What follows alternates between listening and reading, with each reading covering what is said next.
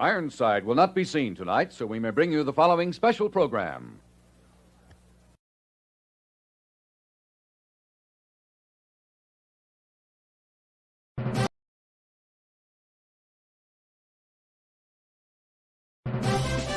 Word Balloon is brought to you by the League of Word Balloon Listeners.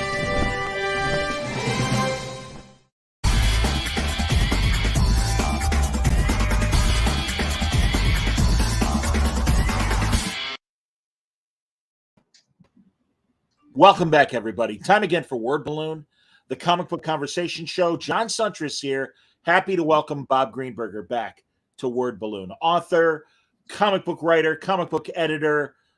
He does it all. And we're here to talk about a new Kickstarter campaign, but also look back at some other past projects as well. Good to see you, Bob. Hey, good to be here, John. How's everything? Doing good, man. You and those Crazy Eight guys, you keep it going with these amazing anthologies. I spoke to Mike Friedman last month about the superhero anthology that you're a part of. Yeah, the Phenomenons. Book 1 came out in January, and we just successfully kickstarted book 2.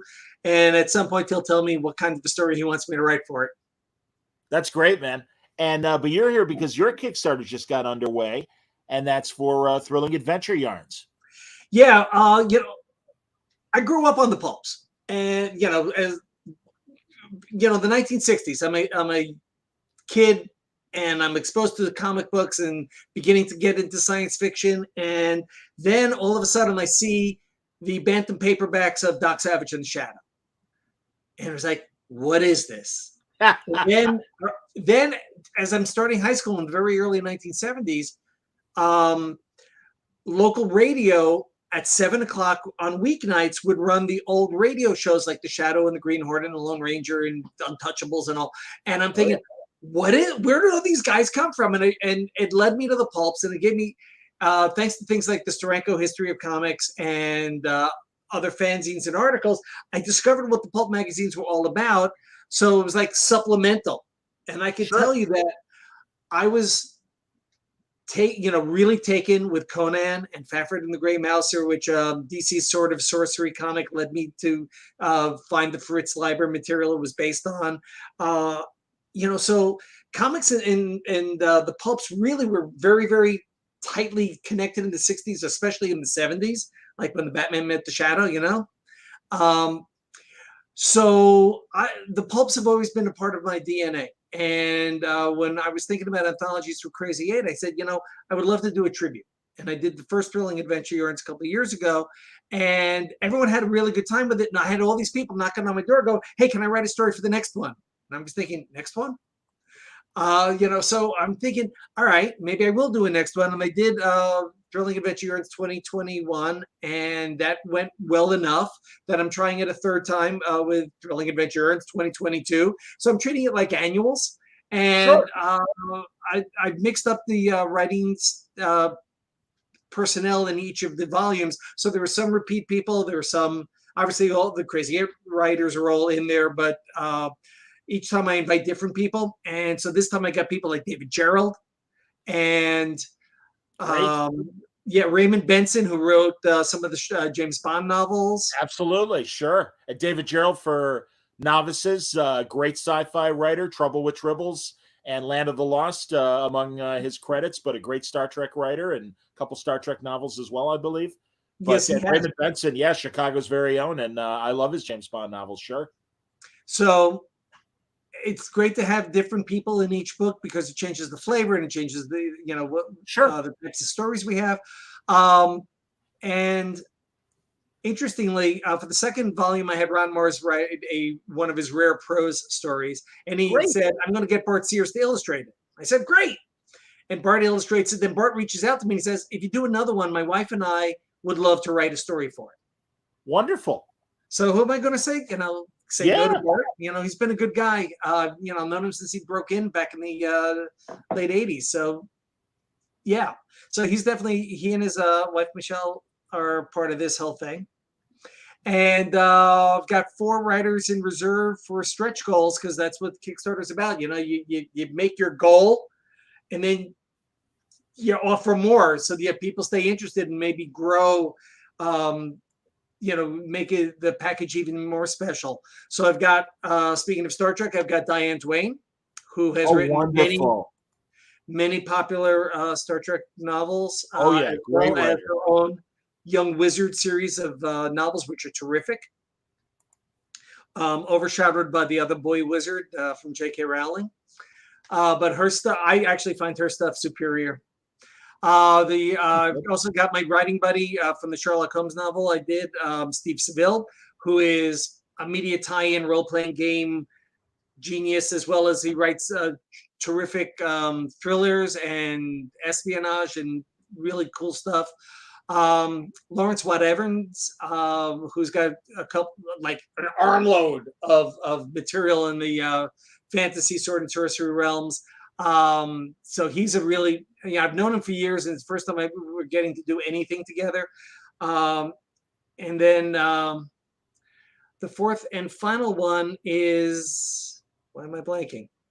And Steve, Lawrence. Oh, and Alex Segura. My apologies to Alex. Great. Alex Segura, who I worked with at DC when he was in the advertising marketing realm, and then now he's gone to Archie, and he's gone to everywhere else, and he did the great comic book murder mystery Secret Identity that came out earlier this year that has been on many people's best of 2022 lists. And an accomplished mystery writer. I mean, he had his own detective character. I want to say, is it Pete Fernandez? I believe it's Pete Fernandez. Yes. And and I'm really happy for him that he's being recognized in mystery novel circles for his work. So that's great, man. And I had Alex on. Yeah. I'm asking for 10,000 because everything costs more.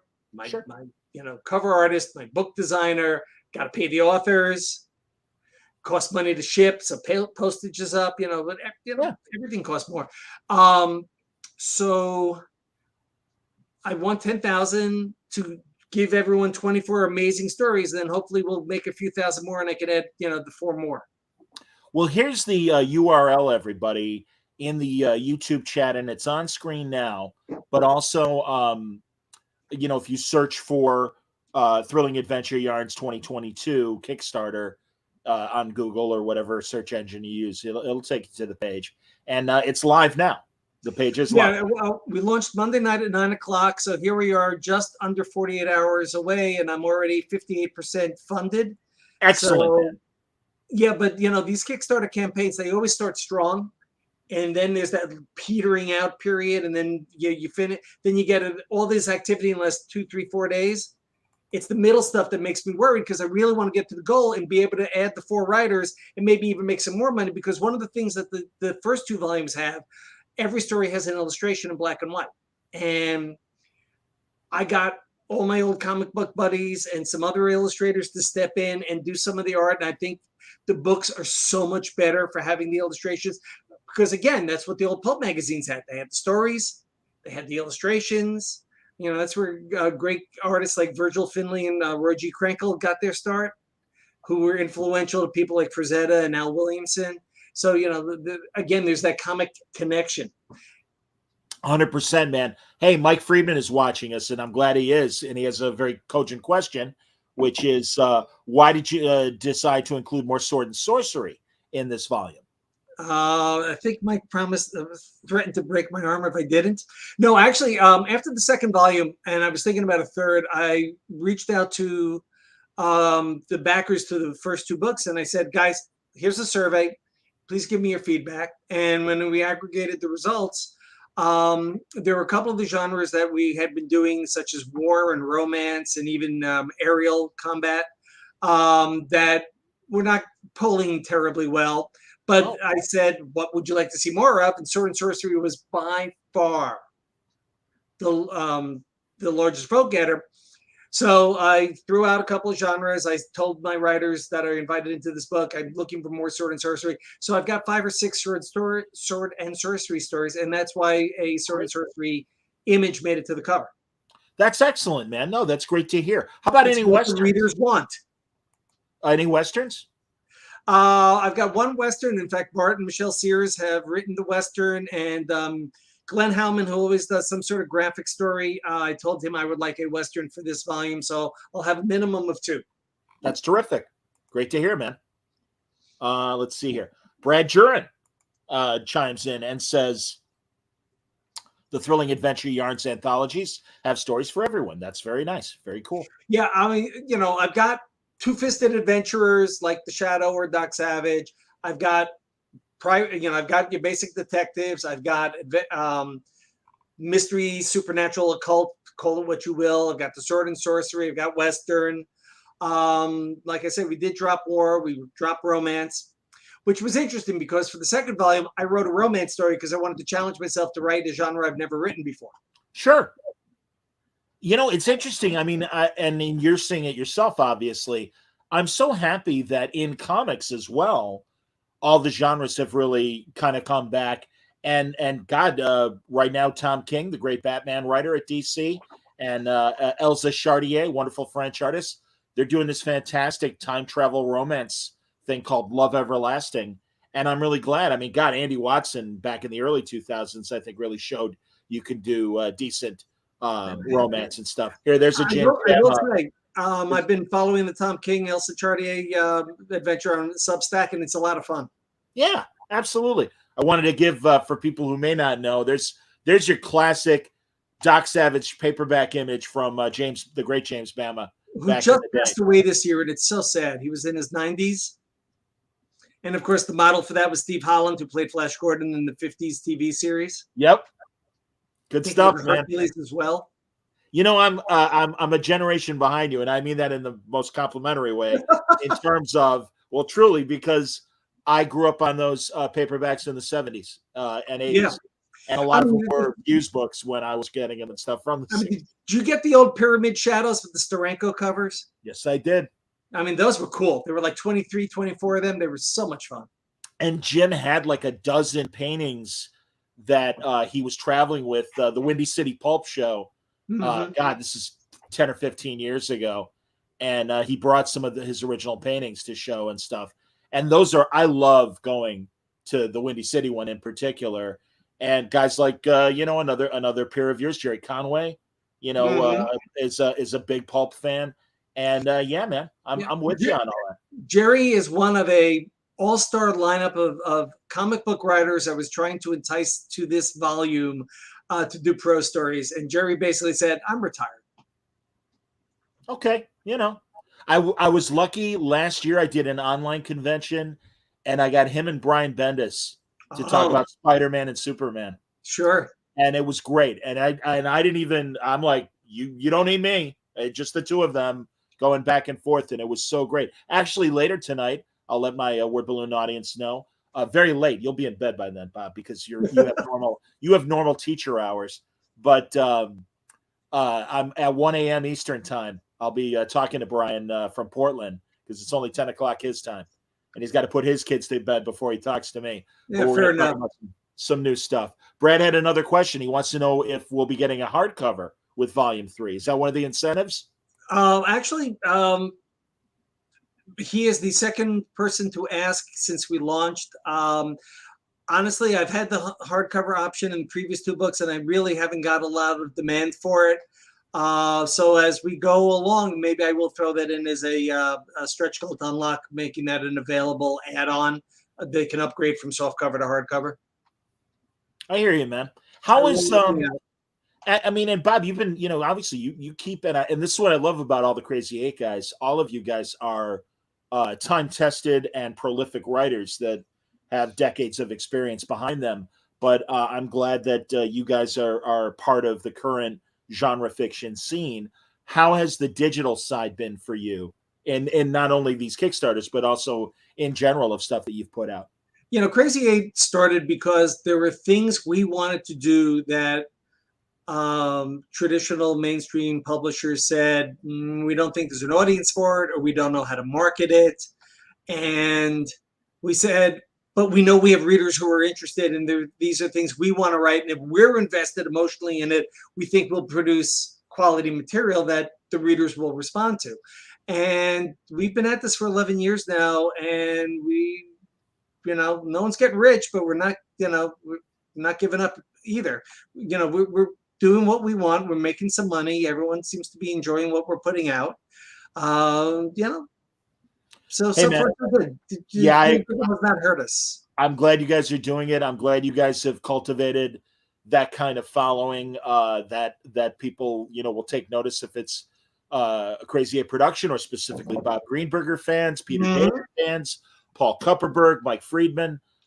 So that's wonderful. And again, I'm glad. And that is the great thing I think of the last 20 years is we don't need a gatekeeper anymore. I include myself in that doing this very podcast that would never, be able to convince, I think, a proper radio or television producer to have the interest that I've managed to get from my audience for 17 years. And that's the great thing is there's no gatekeeper. And if you know what you're doing, this is a good opportunity to get good content out there for an audience that wants it. What we're doing today is very much an outgrowth of what happened when cable television got introduced to the 1970s. And as part of the deal for cable, there had to be the public access channels. And a lot of people did their own homegrown shows. Yeah. And in New York, there was one called The Chronic Rift, which is now a podcast. John S. Drew, who's a fellow teacher, and Cool. Keith DeCandido, who is one of my writers, Yes, I love that. started this. And back when I was an editor at DC, was a guest on it because, spread the joy. But if the commercial entities don't see a profit in it, it's not going to stop people who have a passion. So if a major publisher doesn't see profit in a Thrilling Adventure Yarns, I've got the passion, I've got the people. Hopefully I've got the readership, Hear, hear, man. Well, again, this is great that Volume 3 is out. David Finn, an overseas fan, chimes in and says, fantastic work you guys are doing. I followed a lot of the stuff you guys have put out, so that's great. And thank you, David. That's great to hear. That's the other thing. We do have an international audience. Last year I was sending Volume 2 out to Croatia, UK, Ireland, Australia, Canada, a couple other EU countries. So, it was really interesting. That's terrific, man. Very cool to hear. Well, again, this is great. We're in the very first week for Thrilling Adventure Yarns Volume 3. And here, let me put the cover back up there in a minute. And I can't recommend it enough. My God, it's again, time-tested writers, everybody. I mean, these are the names that Bob is mentioning and stuff. These are great writers that have great credits. And just remember, everybody, it's an unfinished cover. We're still, fine-tuning the art, and obviously there's no text yet. No problem, man. Yeah. It's all good. Eric, and while we're talking, I'll bring up Volume 1, the cover, and I'll make sure to include that in a second. All right. I do already have a question regarding Star Trek and your association with Star Trek, which a couple of years ago you wrote, and it was one of our last conversation, or not our last, our first conversation. We talked about your unauthorized history of Star Trek. Mm-hmm. Any thoughts to maybe re-release it with coverage of the current crop of new Trek? Honestly, when they were readying the paperback edition of it, Quarto heard from Paramount, and Paramount said, we're really not happy that you're doing this unauthorized book, and we'd much rather, we'll let you do the paperback, but we'd rather it stay as is without any updating. And my guess is Quarto's lost its appetite for that sort of thing. So not going to happen. Okay.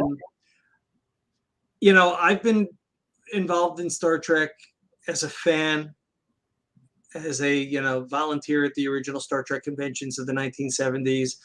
I wrote about it for fanzines, wrote about it for my high school and college newspapers, that sort of thing. Then covering it for Starlog, and then getting to edit it for DC. So, Star Trek is baked into me. Yes, sir. Still love the show. This weekend I'll be at Shirley with Mike and a bunch of the Crazy Eight people. Hey, excellent, man. Yeah. Wonderful. Shirley is a writer's haven, but it's also a great these days it has grown from a Star Trek convention to a SF genre convention. So it's really great. I mean, there are going to be actors there from The Boys and Star Trek Voyager and not Voyager. Sorry. Enterprise. Forgive me. Oh, Enterprise. Okay. That's cool. And I'm trying to remember the other shows being represented. Gates McFadden will be there for the Next Generation. Oh, that's great. Yeah, so they cover lots of different aspects of SF and fantasy media these days. It's a great show. We have a ball here in Maryland with it. So looking forward to being at an in-person convention. I understand, man. I was just at Fan Expo here in Chicago last weekend, and it was all over my social media. I got to take selfies with Jonathan Frakes, Gates McFadden, and John Delancey, and it was great. I just had Frakes on the podcast last month. Oh, Could nice. not have been sweeter. Such a good guy. And So- Gates was lovely, and John was great too. Yeah. So after the first season of Next Generation aired, Jonathan was a guest at Shore Leave, but by then had already grown the beard. So I'm at the hotel and I wander by the pool and there's Peter David. So Peter and I are chatting and he says, "Bob, do you know Jonathan?" And there's Jonathan Frakes in the beard, in the pool. Nobody's recognizing him. Wow. Yeah. So that was fun. That's awesome. I got to tell him my college crush was on Jeannie Francis, his wife, on General Hospital. And I'm like, dude, I hope I'm not being rude. He goes, "No, she's going to love it. I'll tell her." Like, great. But, well, again, I love that unauthorized history that you did. It was, And it's available. I saw it on Amazon, man. Like I said, here's the it is cover still again. in print as far as I know. The thing I think that sets it apart from some of the other histories is that it covers the licensing, it covers the fan experience, the conventions, the fanzines. It's all encompassing, and let's face it, it's a little warts and all, unlike the official books. I'm hip. Absolutely, man. Somebody asked earlier, Steven Anderson asked this question. Please ask Bob. Hold on as I get it up. It's going to already be on your screen, but my screen's acting slow. Please ask this fellow about the canceled Sarek graphic novel that Ken Penders and Mark Leonard were supposed to do. This was, I think it was Margaret Clark was editing the line at the time. Okay. And Ken had met Mark at various conventions, and they came up with the story. And we already had done a John Delancey story that Mike Friedman helped write for our annual, and so it made sense to do the celebrity connection. I honestly, to this day, do not remember why it never happened because I was not intimately involved day to day. Understood. How many years were you? Better answer for Steve. Okay. How many years were you doing editing Star Trek for DC? 8 years. Wow. That's awesome, man. Yeah, and then it went to Alan Gold and Kim Yale and finished with Margaret. Okay. Very cool, man. And God, were you editing when it was between Voyage Home and Final Frontier when they were in? Yeah. And forgive me also, and maybe I'm misremembering. Wasn't before 4 weren't they? Wasn't Kirk and the crew in the Excelsior? Yes. Star Trek at DC Comics started in the wake of Star Trek 2. I came on as editor from Mark Wolfman and Mike W. Barr in time for Star Trek 3, and then we had this gap of between 3 and 4, and we were able to get enough information from Paramount so we could vamp it. So we put him on the Excelsior, and we put Spock on the Surak, and we bridged the gap until Voyage Home. I hear you, and it's funny. It's just like I've talked to Walt Simonson when he was drawing Star Wars, and it was between Empire and Jedi, and some of the rules that he had to deal with and stuff. And what I loved was, as you said, you put Spock on the Surak, and that was cool. And again, but then you had to obviously, I guess, go back to Voyage Home continuity of Spock being kind of not quite back to normal yet, and still kind of being a little spacey. And absolutely. And fortunately, Paramount locks their release dates so that I know a target to shoot for. And thankfully, Star Trek 3 and 4 did not miss their release dates, and they didn't alter them at any point. That helped. Understood. You had and Go ahead. then after Star Trek 4, fortunately, I was able to sit with Harv Bennett at Paramount, and I said, "All right, what can I do between 4 and 5?" So we talked about ideas and stuff.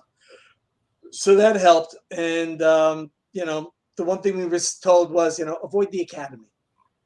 Okay. Well, yeah, I know he was prepping that idea for an Academy movie. Right. A prequel, basically, and maybe even obviously recasting in some capacity Kirk and Spock. That didn't fly with the fans or with a lot of people, so didn't happen. I hear you, man. Well, certainly since 2009, we've gotten our share of reboots and recasts and stuff.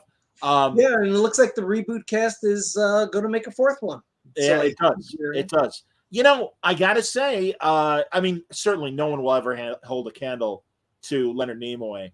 I will say that Ethan Peck's Spock, I wasn't a big fan initially when he showed up on Discovery.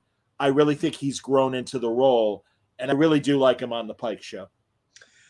I think Ethan Peck is doing a really strong job. I agree with you wholeheartedly. And, let's not, everybody said once they saw Zachary Quinto on Heroes that he'd make a great Spock. And I thought he did a really fine job in the first film, working with Leonard Nimoy like that. I mean, it was a nice handoff. Yes. Where the JJ films lost me was that he's too emotional as Spock. And I can appreciate making out with the horror. Yeah. Yeah, and I was okay with the romance. I mean, whatever. I don't mind that. But what I do mind is when you make Spock, and to be honest, I see this in the Peck performance as well. I don't agree with the idea that he's as emotional as he is. Certainly more so in the JJ movies, because then Spock disappears. I think, and also McCoy wins all those arguments basically. I don't know what's going on with the thinking of how they want to handle Spock on Strange New Worlds, but his very Vulcanness helps set him apart from every other character on the show. And it's interesting to see the dynamic between him and T'Pring, which foreshadows Amok Time. Clearly, there's a more to that relationship than we ever suspected, and I think they're handling some of that nicely. The only thing is, I'm sorry, Bob, if you had another point to make after that. No, go ahead. Okay, the only thing I would say is I kind of liked how on Amok Time it was an arranged marriage. They really didn't know each other. At least that was the assumption based on what we see in Amok Time. And also I understand her motivations for screwing Spock over in Amok Time. But it's like, man, I just think they're really making a different sympathetic character. And everyone has a license to do what they want. That's fine. Well, but they are sowing this. They're sowing the seeds. T'Pring is not entirely thrilled with his choosing Starfleet over her. True. And we already saw Stan. So yes, we have. he's lurking in the shadows, as is Sybok. And that was my biggest challenge as a fan. Who the hell am I? But when they and frankly, you'll forgive the editorial adjective, but when they invented Michael Burnham to be this sudden adopted Spock sister, I'm like, okay, fine. Put your money on the table. I want to see, and I still hope it happens maybe in season 2 of Strange New Worlds. I want to see a flashback dinner scene of Sarek and Amanda with Sybok, Burnham, and Spock, and Amanda and Sybok taking the human side of philosophy, and Sarek and Burnham taking the Vulcan side, and Spock literally in the middle and having no comment and just watching, and literally having somebody like Sarek saying, "Spock, you've been very quiet. You must have thoughts," and that kind of scene. It could make for an interesting scene. Could make for a really interesting episode as an A story. Certainly make for a great novel. Or at least an IDW 10-page story. We got to fire it up, Bob. No. I can't do that in 10 pages. Can't do justice. Something's so rich. The other thing I told Jonathan was, because I said, I really, an unexplored area. Whatever happened to Tom Riker? And he said, yeah, I've been sitting in a Cardassian prison for the last 30 years. And I laughed. I said, that would make a great story, that you would play the double role and be Admiral Riker releasing Tom and all of Tom's resentment of being left in the dirt for 30 years. The Tom Riker character was used in a series of memory serves Deep Space Nine novels, but that reality has been eliminated. Yeah. Although, did you read those Coda novels at all? Oh, they were brilliant. For having to do this, to make accommodations for Picard and anything that followed, I thought the three writers, David Mack, James Swallow, and Dayton Ward, did an amazing job, and it was very satisfying. Yeah, no, that whole really though that I guess 20-year run when you think of it, because it was post Nemesis and everything, almost 20 years. But those post Nemesis novels in all the things to me were incredibly entertaining.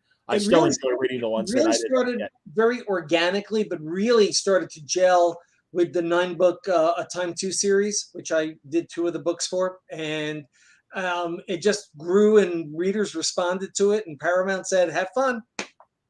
That's so great. And truly, that is great. And obviously now they've got new continuity that they want to hold to. Tell me about your Time to Kill books. Which books did you focus on? I drew the middle straw, as it seems. I was handed books 5 and 6, so I was at the midpoint of what was going to be a 12-book saga. So one of the key things for there was they liked how I handled Riker in a previous book. So I said I wanted Riker-centric. So we did 2 things. One, at Nemesis, they get married, Riker and Troy, but we never had the engagement or the proposal or any of that. So I decided at the midpoint of these are going to be the stories that bring them together and have the actual engagement happen. And part of that emotional journey for Riker was also the death of his father. Oh, wow. Great idea. Yeah. So I got off the father, got to get them engaged. So I had some fun doing that. And on a weekly basis, I'm sitting at a diner in Manhattan with the editor, John Ordover, and with David Mack and Keith DeCandido. And we were just, every week, we were back and forth with ideas because David's 2 books were following mine. And then when they truncated the 12 books to 9, Keith was brought in to write the large 9th and wrap-up book. So we had to make sure it all worked together from books 5 to 9. Sure. And I think one of the reasons it worked so well is that we were talking on a constant basis. The diner's food was not great, but the conversation was so much, was so good. Hey man, I'm a diner aficionado. Thank God we've got a few here in Chicago that are still quality. Nothing compares to my trips to Katz and the Carnegie when it was still around. Well, those are delis, but I'm talking good, near New Jersey or New York diners. Well, that's true. You're right about that. And actually, my father, a Greek guy, and of course, we Greeks living the myth. Of course, we had restaurants. Of course, we had diners. So no, I hear what you're saying. And God, I wish I could remember the last New York diner I was in that wasn't a deli. You're right about that. But, I mean, when we go to Long Island, there are a couple of things we intend on doing. Go to Long Island, I buy bagels. Of course. We have pizza. Yes. And hopefully hit a diner at either for breakfast, lunch, or dinner. That's so funny. Absolutely, man. So yeah, John Overder really was this great keeper of the Trek novels. I mean, God, and I also loved the Strange New Worlds fan short stories and stuff. I mean, really, that run was such a pleasure to read, and I haven't read everything. And knowing now, shame on me, I got to read your Time to Kill books. I didn't get into that series because there was so many, and I would be like, well, let me just read one or whatever. And I'm sure you could read episodically. I'm assuming that they would stand alone enough to still enjoy. Stand alone enough, absolutely. Yeah, that was designed that way. But John is a major comic book fan, and he took what worked in comics and applied a lot of it to the novels. So he did crossover events, he did big, crisis-like events, and that really helped the book sales for a while there with all these stunts and events and crossovers, and these maxi series, and it really helped the line for a while there, especially when there wasn't a lot of shows at the time. I understand, man. How many Star Trek novels did you do? I co-wrote with Peter David and Michael Jan Friedman 3, and I did 1, 2, 3, 4, like 5 solo books, Wow. and then numerous short stories and ebooks and all. Yeah. Did you write for that? What was it, the Starfleet Corps of Engineers? Those. I did. I did. Oh, that's Several great, stories man. for that. Yeah, And again, those are great. that was the beginning of digital, and that's when Microsoft went to Paramount and Pocket Books and said, "We want an original digital Star Trek series because Star Trek fans are among early adopters of technology, and you can now read on these devices. We want them to have content." And then so they created the Corps of Engineers for that. And this was a fun set of characters. And again, there was continuity, and there was growth, and there were all these elements that were added. And following the adventures of Da Vinci was a lot of fun as a reader, and to write it, it was just a pleasure. I agree. I love that series. I loved Peter David's New Frontier series with Mackenzie Calhoun, and the use of those supporting characters that were one shots in the regular TNG series, and then all of a sudden we're there. I mean, God, everybody, Captain Jellicoe and Commander Shelby, and Leffler, and so yes. on. Yeah, and Sellar, the Vulcan doctor, and everything. Right. Yeah, good stuff, man. No, I'm with you, and really all of those. I mean, and that's why my only slight critique of New Trek in general is going to the well of, well, we need recognizable characters. God, I got to tell you, for Strange New Worlds, I really was excited about Hemmer, and I was so mad that we only got a little bit of him. As I understand it, the actor is back next year, Bruce Horak, in a plainclothes role, much like they did with Robot Girl from Discovery and made her a human character. But I really liked Hemmer in the same way that I've loved Odo and Spock, and I think we need more than just Spock on the Pike show. And I'm like, where are the aliens on the Enterprise crew? I mean, Mr. Eric's in the animated series. I just think Emrys, or however you say her name, the cat-like communications officer. Yep. I think we need that stuff in Star Trek. No question about it. Sir, these days the prosthetics are a lot easier to get on and off, so it shouldn't be that hard. But that's up to the producers. Sure. And you in the comics had Running Bear, right? Wasn't he your Native American? Pardon me, Bearclaw. I apologize. But yeah, there you go, man. Indigenous people character on Star Trek in the comics decades before Chakotay, or a decade before Chakotay. Pretty cool. Yeah, we try. Hey, man, I think you guys succeeded. Honestly, I love those stories. And as you were telling me off the air, I didn't realize one of the great graphic novels under your purview just celebrated an anniversary. Yeah, somebody on Facebook was pointing out that this is the week the Star Trek Dead of Honor graphic novel by Chris Claremont, Adam Hughes, and Carl Story came out, and it was like, wow, that was a long time ago. It was originally intended for the 25th anniversary of the series, and it came out 6 months late. Still remember Paul Levitt saying to me, "It's a really nice package, but being 6 months late cost us $25,000 in potential sales." Wow. That was his off-the-cuff comment about, had to come out during the anniversary year. But Adam's not the fastest artist. I understand, but it's worth the wait. And Chris certainly showed his Star Trek love in the script. And for people who've never read it, it's great. It's at the same time an original series flashback story with the framing of post Star Trek 4, because Kirk's hanging out with Jillian, the marine biologist that he hooks up with in Star Trek 4. And they're enjoying a vacation, and they run into an old friend of Kirk's, and that kind of starts the story. It's a great story. And, for years, I know Scott Dunbier at IDW was trying to track down all the original artwork. I gather there was an issue with the film, so they're trying to get all the original artwork so they could reshoot it and recolor it. And I'm not sure what happened, but they finally did the facsimile edition last year, and it looks pretty respectable. I think so. John? Absolutely. I got the digital version. Yeah, Yeah. can you hear me? Yeah, you froze for Okay. a moment. Yeah, there. I know. Yeah, I'm checking my internet connection to make sure. I see it's a little weaker than solid. There we go. Now it's solid again. So hopefully we're okay. Can you hear me okay now? Yes, sir. Excellent. Fantastic to hear. Very cool. Are there, I mean, which Star Trek stories have you either edited or written that you're like that you see as some of the gems? Obviously, the Claremont Hughes collaboration is one of them. Absolutely. The Who Killed Captain Kirk serial, when Peter David joined as the writer of the comic, certainly Yep. stands out as a memorable experience. Diane Duane wrote a fun two-parter with two alien races effectively bickering and fighting with Kirk in the middle.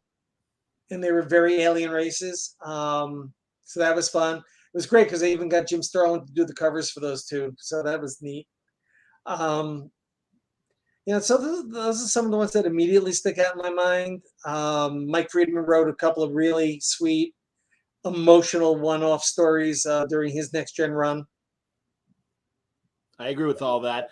IDW, I think, is doing a great job with the license right now. Would you ever have an inclination to write a new Star Trek story? Early in the IDW run, they were doing a series of one-shots under different umbrella themes, and I had written a Captain Sulu one-shot.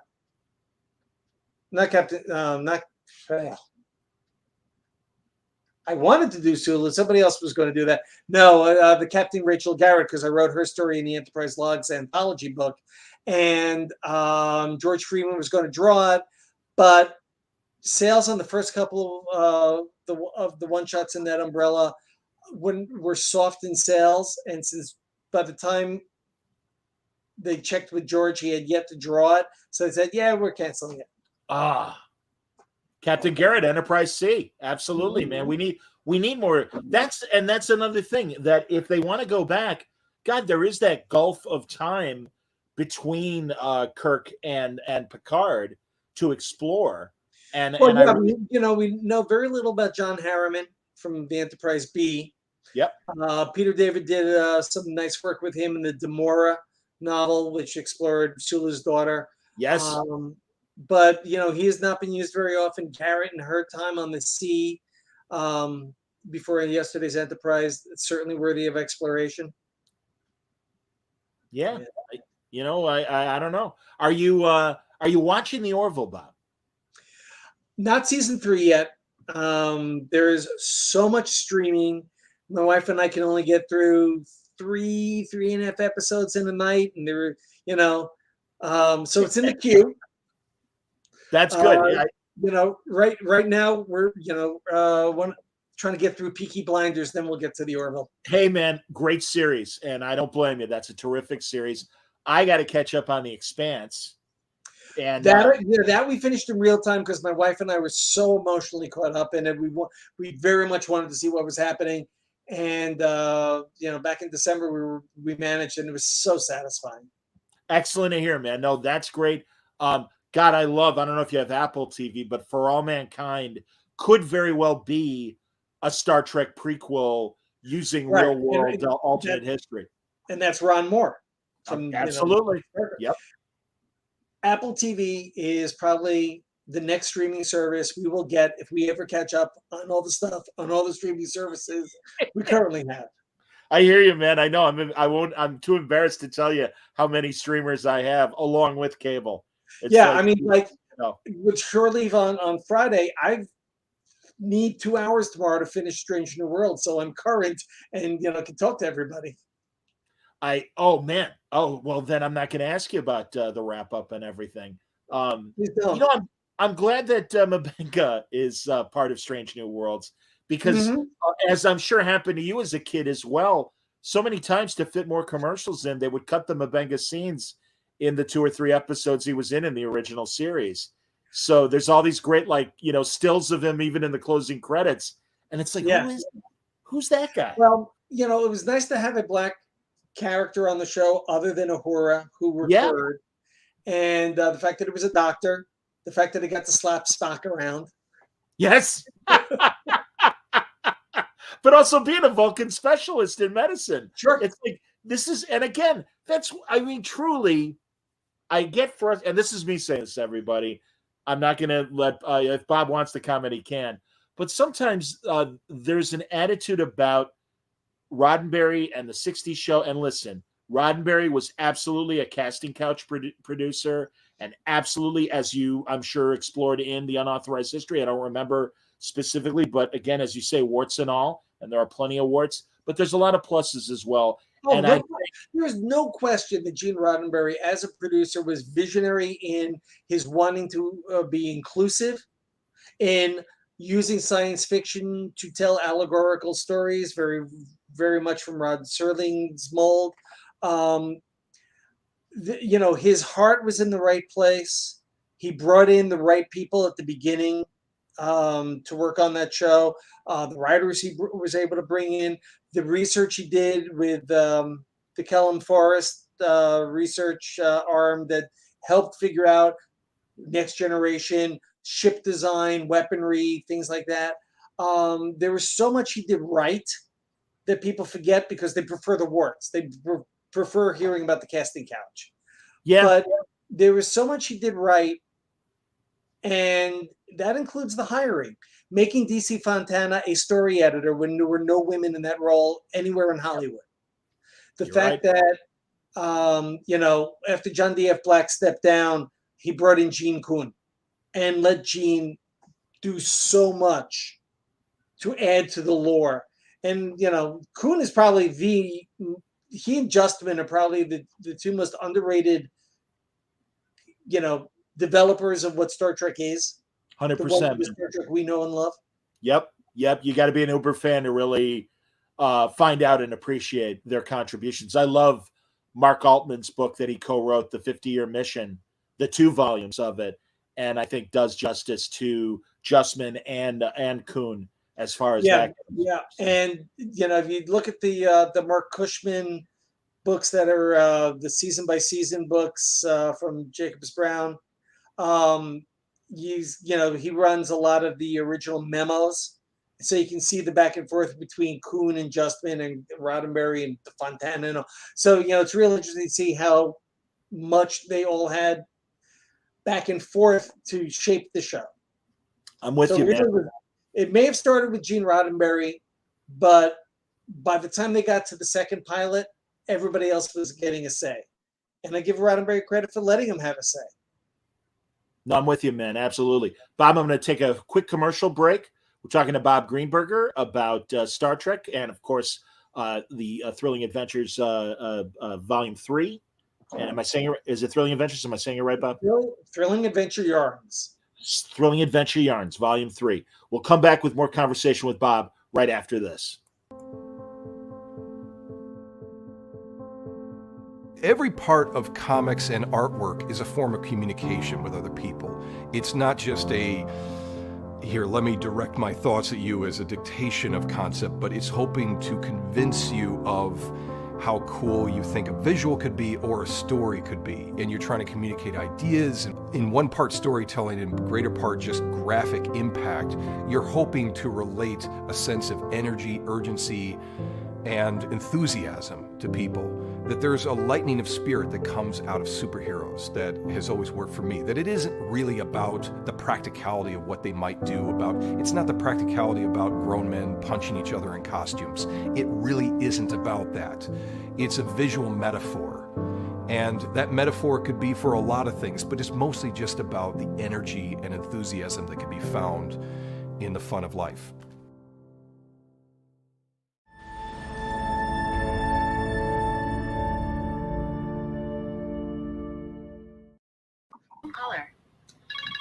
Back with Bob Greenberg as I turn my phone off and avoid that call, but I'm happy to talk more with Bob. Bob, did you do the Spider-Man Vault?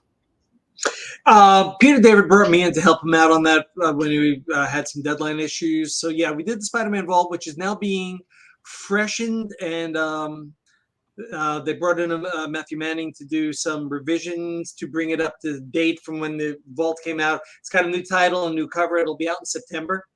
Awesome. Send me a copy. That's great, man. Hey, and last time we talked, I've loved your greatest Flash stories, greatest Justice League stories, greatest Wonder Woman stories. Yeah, it was supposed to be a 6th volume, but unfortunately, COVID really hit book sales, and people aren't into the bookstores. And this was from a division of Quarto Books that was heavily dependent on books being in discounted, the discount section of the Barnes and Nobles or Costco's and all. And unfortunately, sales got soft. And, I heard back from the editor who said, sorry, we're not going to do the 6th book. All right, so I named 3. What were the other 2 volumes? We started with Justice League, then we did superheroines, supervillains, Batman, and Flash. Oh, there you go. Yes, pardon me. All right, I was saying Wonder Woman, but yeah, all right, superheroines. That's cool. That's Wonder great. Woman should have had her own book. Superman should have had his own book. Yeah, no, I hear you, man. And then I noticed too that you had a 2020 credit for this series, The Children of Tomorrow. Yeah, this is a really interesting one. Paul Anthony Jones, gentleman I was completely unfamiliar with, had written several other books, had written the first 2 books of this trilogy. He was unfortunately stricken with cancer, was in the process of fighting cancer while writing book 2, then died right as book 2 was coming out. Oh, heartbreaking. His publishers, Athon Books, were asking some of their authors, who do they know who could be good enough to go in, do the research, and do a pastiche of his style to finish the trilogy? Because they had readers who wanted to see how the story ended. Audible had already done the first 2 books, and they were saying, where's the 3rd book? And my buddy Steve Seville, who I did the Sherlock Holmes book with, said, well, Bob was really good on the research, and he did a really good pastiche of Doyle. I think he could do this. So he made the introduction to the editors at Athon. I read the 2 novels over a weekend and wrote back to the editor and said, I got questions, but I'm in. Cool. And then his widow had ransacked his office to find these shreds of any notes he had made for book 3. Wow. And they sent those on to me, and I wrote an outline, and the editor went back. We did a couple back and forth, and then he said, go. And then I had to write in white hot heat because they needed, I guess I started this book in like April or May, and they needed it by August so that the book could come out like December or something, really. After the book came out, his widow sent me a letter that brought a lump to my throat, which is basically, I cannot tell where my husband ended and you began. Oh, that's lovely. Wonderful, man. That is really and it got reasonable reviews. People said, it's not Paul Anthony Jones's style 100%. I'm not sure this is everything he wanted. But it was, the book did well enough. I honored this man's memory and his work. So that was a really interesting experience. That's cool, man. Now, here's another thing that I didn't realize you did, and I'm appreciative of this Facebook person watching asking about this. He just bought the Iron Man Femme Fatales on Audible. Tell me about that. Well, what's interesting is, I did the Iron Man novel back in like 2008, 2009, and it came out from Random House. And it just sort of sat there, I never got rich off of it. But about 3 years ago, Marvel, I guess, cut a deal with an audio house to take all the Marvel novels and do them as books. So when I found out the book was coming out, I reached out to people at Marvel and I said, do I get one? They said, no. So I had to buy it. Insane, man. Ridiculous. Jesus. Many? That's the mindset. Marvel has never been good about necessarily comping people. I hear you, man. How many novels of superheroes, DC or Marvel, have you done over the years? I've talked to Max Collins about this, Marv Wolfman about this. I love when I go to San Diego. I'm not going this year, but I always love when they do the panel for the adapted novels. The writers. International Association of Media Tie-in Writers. You got it. Exactly. There you go. Because San Diego's where they give out the Scribe Awards. Indeed. Absolutely, man. No, it is this great little thing that if you're hip to this world of great books, and again, I mean, I tip my hat to Peter and Max Collins and Marv and yourself for being able to write good tie-in material. So have you done a lot of superhero stuff? I've done one Iron Man novel, one Captain America novel. Oh, wow. And that's it for superhero tie-ins. Okay. I've done related stuff like a Zorro short story and stuff, but that's about it. Okay. Tell me about Femme Fatales first. What's the 10-cent pitch on that story? It is based on the comic book continuity, even though it was out to tie in with the movies. So this is, I think it came out around the time. Yeah, it came out between Iron Man's 1 and 2. And it's Madame Mask.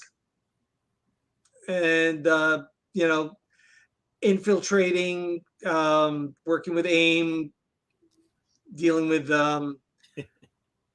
oh man, it's been a while since I've had to do the 30-second pitch on this, but it's there were the women in Tony's life and the complications while trying to keep AIM, not Hydra, from. Oh, man, it's like I know it involves the Lincoln Tunnel, and I'm trying to remember what sorry, it's been 12 years since I had to think about this.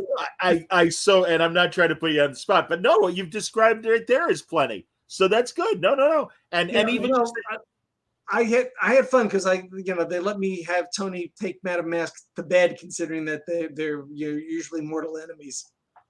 That's awesome, man. No, that's great. You see, now I'm intrigued. I want to read it. And I mean, hell, I mean, going back to Will Murray's Nick Fury novel. I mean, I always love a good tie-in, and I talk to people like Stuart Moore that are still doing it, and Greg Pak and people like that are still doing it. How about the Captain America story? Again, broad strokes. Don't worry, you don't have to go into detail. In this case, I went through a couple of iterations of what the story was going to be. I wanted to do something with the political theme of what does it mean to be the symbol of America overseas. Okay. And it had to do with a conspiracy to take over one of the Marvel fictitious countries.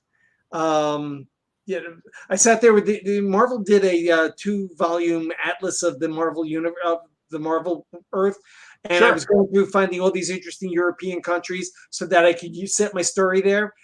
So I found, I'm forgetting the name of the country right now, but it's bordering Latveria, and there was all these political shenanigans, and Cap basically has to stop them from destabilizing the middle of Europe and pissing off allies on the left and Latveria on the right. That's awesome. And where it's a Latveria story, can Victor Von Doom be far behind? Did not know he was not in there, but Latveria was there. It was definitely a looming, like, we don't want to cross that barrier because we don't, you don't talk about Bruno, we don't want to talk about Dr. Doom. Yeah. Did you like the Captain America Winter Soldier or Falcon Winter Soldier Marvel show? I did like it. I thought they dealt with some of the themes very nicely. I thought they did a great job with the first Black Captain America and its connection through to Sam Wilson. Yes. They did some really nice things there. Oh yeah, and Carl Lumley. Say it again. The speech at the end, the Falcon speech in the final episode, a little bit long. All right. Carl Lumley, I thought, deserved an Emmy. Yes. For playing Isaiah. The first. Washington, is it? I believe so. Shame on me. Bob Morales and now I'm blanking on the artist who's so wonderful and legendary. Kyle Baker. Kyle Baker. Yeah. God, Truth is such a great comic. and Mhm. and they really did it justice in terms of their adaptation, I thought.